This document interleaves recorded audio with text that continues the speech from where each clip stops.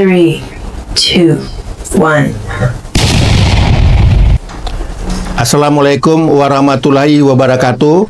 Salam sejahtera, Swastiastu, Namo Buddhaya, salam kebajikan. Yang saya hormati dan yang saya cintai para sahabat ID Batam. Jadi dalam podcast hari ini kita akan bincang-bincang dengan salah satu kandidat sebagai calon ketua ID Batam periode 2025-2028. Di hadapan saya sudah ada Dr. Dino Gaga SPOG. Silakan Dok memperkenalkan diri. Halo semuanya, saya Dr. Dino, spesialis obstetri dan ginekologi yang kali ini ikut pencalonan sebagai ketua ID Cabang Batam periode 2025 sampai 2028. Terima kasih. Terima kasih Dr. Dino. Sekarang Dr. Dino sudah kerja di mana Dok? Supaya teman-teman saya tahu juga semuanya. Ya, saya kerja di Rumah Sakit Santa Elizabeth Baloi, Batam, dan yang kedua di klinik 3D Medical Center, dan yang ketiga di Rumah Sakit Awal Bros Batu Haji. Baik Dok, terima kasih. Nah, dalam kandidasi untuk Ketua ID Cabang Batam ini Dok, itu setiap kandidat diwajibkan untuk memaparkan visi dan misinya. Mungkin Dok, dipersilakan Dok untuk memaparkan visi dan misi dari dokter. Silakan Dok.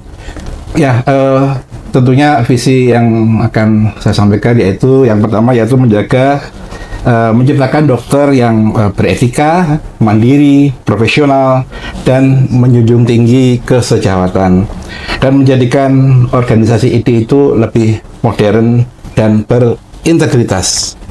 Sedangkan untuk misi umum ID ya tentunya menjaga kehormatan dan martabat profesi dokter, ya, serta meningkatkan profesionalisme dan kompetensi dokter yang melalui pelatihan, seminar, pendidikan berkelanjutan yang relevan dan berkualitas, serta memperkuat solidaritas ya dan kebersamaan anggota ID ya melalui kegiatan sosial ya.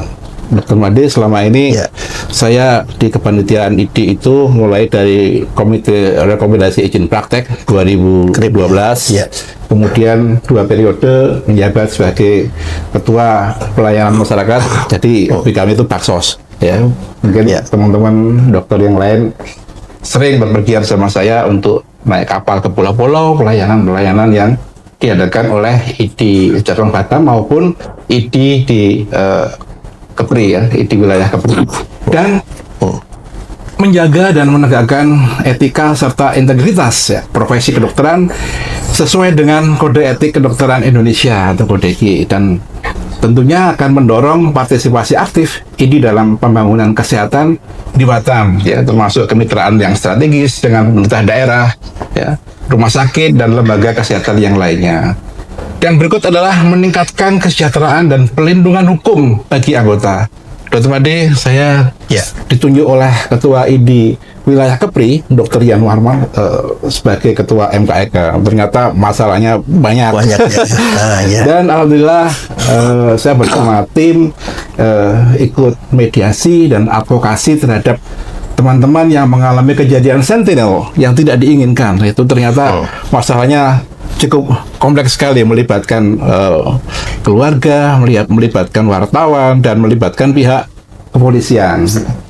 Jadi ini yang paling penting, misi saya itu kalau saya singkat secara simpel, Shopee ya. Oh, seperti nama ini Dok, nama tempat kita jual beli online Dok jadi. Shopee. Baik Dok. Sebetulnya Shopee yaitu support. Jadi kita selalu mensupport kepada teman-teman sejawat. Kita ini semua dokter adalah terikat dalam suatu kontrak sosial. Dalam sumpah dokter, setiap dokter yang sudah brevet, sudah lulus itu wajib mengamalkan dan menghafalkan sumpah dokter, di mana di dalam poin-poin yang sudah dibangun dan dibentuk oleh para pendiri-pendiri kita sebelumnya. Ini adalah organisasi yang besar. Ini adalah sudah 75 tahun ini Dr. Made. Jadi berdiri tahun 1952. Ya tentunya ikatan ini adalah menjadi hubungan yang menganggap bahwa seorang dokter dengan dokter yang lainnya adalah saudara kandung. Ya, jadi saya bersaudara kandung dengan Dr. Made. Ya. Iya. Ya, yang kedua profesionalisme. Ya, susah kali ngomongnya. Ya, kita tetap harus menjaga pelayanan ya. Dan di beberapa event saya diundang oleh organisasi kolegium yang lain, perhimpunan dokter spesialis di acara Pak Boy untuk memberikan kuliah mengenai etika, disiplin, ya, dan di terakhir hari Minggu kemarin di acara seminar dan workshop Perdoski, ya. Alhamdulillah saya bisa menyampaikan apa-apa sih yang harus kita pertahankan dan kita benahi untuk dengan tujuan peningkatan kualitas pelayanan terhadap masyarakat. Yang ketiga, Sophia, easier. Saya kalau misalnya ditakdirkan untuk menjadi ketua ID cabang Batam di periode nanti, ya, saya akan mempermudah segala akses. Ya, akses apapun, kita menerima masukan-masukan dari teman-teman sejawat, dan saya sendiri di POGI menjabat sekretaris itu sudah mungkin 4 periode. Jadi saya tahu bagaimana masalah-masalah yang dihadapi di organisasi saya, dan alhamdulillah ini di kepengurusan periode yang 2025 sampai 2028 saya ditarik menjadi pengurus PB POGI. Ternyata di atas tuh masalahnya sangat kompleks sekali. Ya, karena masalah yang di pusat itu skupnya nasional. Baik, itu, Dok. Ya, baik, Dok, terima kasih. Jadi Dr. Dino sudah begitu banyak ya pengalaman organisasinya. Cuma ada satu isu, Dok, yang menarik sekarang ini, mengenai ID yang telah kehilangan powernya ya, karena memang dari kebijakan-kebijakan yang dibuat oleh pemerintah, nampaknya sekarang kan contohnya salah satunya untuk pembuatan SIP ya, SIP dokter itu tidak dibutuhkan lagi rekomendasi ID. Nah, seandainya nanti dokter terpilih sebagai ketua ID cabang, Dok, kira-kira untuk empowering lagi organisasi ID ini, apa yang akan dokter lakukan, Dok? Ya, untuk empowering ID, karena ID itu tidak sekuat yang dulu, jadi teman-teman dokter itu tidak begitu perlu terhadap ini, karena ini nggak ada persyaratan administratif untuk membuat suatu kelengkapan untuk regulasi terbitnya suatu izin praktek ya. Jadi intinya itu sekarang memang lagi agak tidak harmonis dengan regulasi atau pemerintah. Dan dalam hal ini nggak apa-apa ya. Kita tetap menjaga marwah organisasi dengan tetap memperjuangkan independensi dokter. Itu yang pertama, kita tetap profesional dan menjaga marwah dan membangun dialog yang sehat ya dengan pemerintah. Karena kita tidak mungkin kita sebagai ID itu akan oposisi dengan pemerintah, nggak mungkin ya. Jadi kita tetap ikutin aja dan kita akan menjadi suatu mitra yang strategis ya dengan stakeholder yang ada di Kota Batam ya. Kita tetap akan mensupport ya. Jadi tujuannya adalah agar pemerintah itu melihat ID ya, sebagai partner bukan sebagai lawan. Dan ini saya beberapa kali sebagai pengurus berhubungan dengan stakeholder pemerintah, memang sebetulnya bisa dibangun suatu hubungan simbiosis mutualisme yang baik. Dan tentunya kami akan merangkul pemerintah dengan memberikan komunikasi yang berbasis data.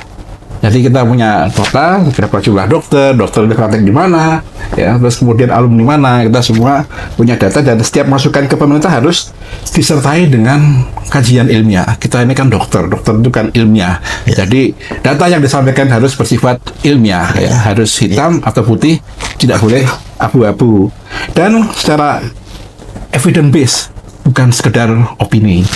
Dan yang terakhir adalah merangkul semua organisasi profesi ya, untuk memperkuat posisi tawar yang kolektif ya, di ranah kesehatan nasional. Begitu, Dr. Martin. Baik, terima kasih.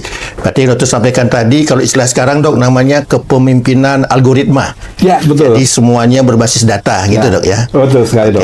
Baik, Dok. Nah, satu pertanyaan lagi, Dok. Ini dokter sebagai dokter spesialis ini. Jadi pertanyaan kita, Dok, bagaimana pandangan dokter terhadap permasalahan dokter spesialis yang baru ini ingin bekerja di suatu rumah sakit membutuhkan dokter spesialis tersebut, tetapi PDSP agak resisten dengan keberadaan spesialis tersebut. Mungkin dokter bisa memberikan tanggapan, Dok, silakan. Terima kasih, Dokter. Ini sebetulnya adalah hal-hal yang terjadi di masa lalu. Ya, sekarang adalah di era modern dan globalisasi. Kami sebagai pengurus POGI, ya, yang pertama bukan menghalangi, ya, tapi kami justru akan mensupport. Jangan sampai teman-teman sejawat kami ini, adik-adik kami ini sebagai anggota POGI kemudian direkrut oleh rumah sakit, ya. Yang kita lakukan adalah menanyakan bagaimana kontrak Anda dengan rumah sakit, ya. Kami tidak pernah, ya, menolak untuk anggota POGI yang baru masuk, ya. Justru kami mensupport. Jangan sampai anggota kami diperlakukan tidak adil. Ya, jadi intinya kami welcome asal sesuai dengan regulasi dan menjaga hubungan yang baik dengan yang lebih tua. Ya, kalau di dalam dunia dokter waktu pendidikan kita menghormati yang senior, itu wajib. Dan istilahnya kalau masuk kula nuwun, ya. Kalau masuknya baik-baik pasti akan kita terima dengan baik. Jadi selama ini kami di POGI belum pernah menghambat seseorang dokter yang SPOG yang mau masuk ke rumah sakit di wilayah kerja kita. Ya, asal kontraknya jelas, ya, tidak abu-abu, dokter. Jadi ada MOU antara penyelenggara fasilitas dengan dokter tersebut. Gitu. Baik, Dok. Baik, terima kasih. Sebelum kita akhiri podcast ini, Dok, mungkin ada pesan, Dok, untuk teman-teman kita, teman sejawat kita semua yang ada di Batam. Silakan, Dok.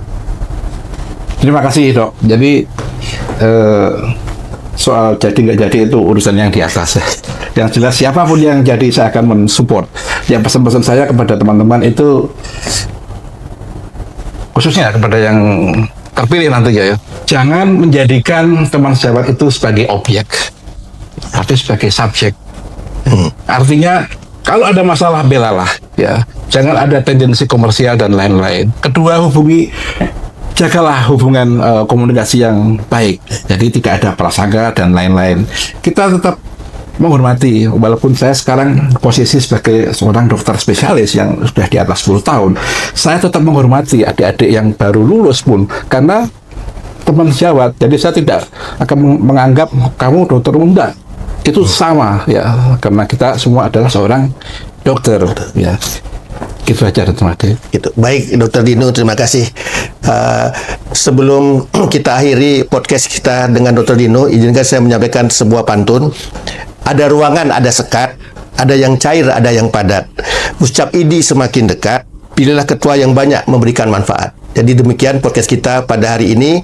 Terima kasih atas perhatiannya. Selamat siang.